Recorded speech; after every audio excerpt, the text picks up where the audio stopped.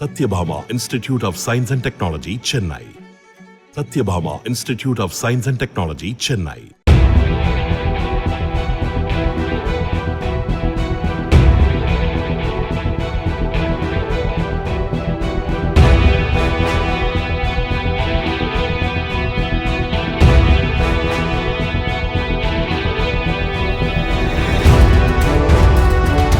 கோவையில் சவுக்கு கட்டை ஏற்றிச் சென்றதற்கான வாடகை தொடர்பான தகராறில் ஹார்ட்வேர்ட் கடை உரிமையாளர் தம்மையும் தாயாரையும் தாக்கியதாக சரக்கு வாகன ஓட்டுநர் போலீசில் புகார் அளித்துள்ளார்.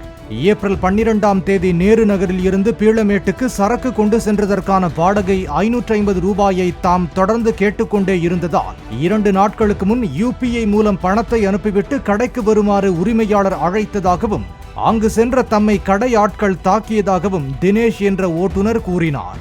இது பற்றி தட்டி கேட்க கடைக்கு சென்ற தமது தாயாரும் தாக்கப்பட்டதாக அவர் தெரிவித்தார்.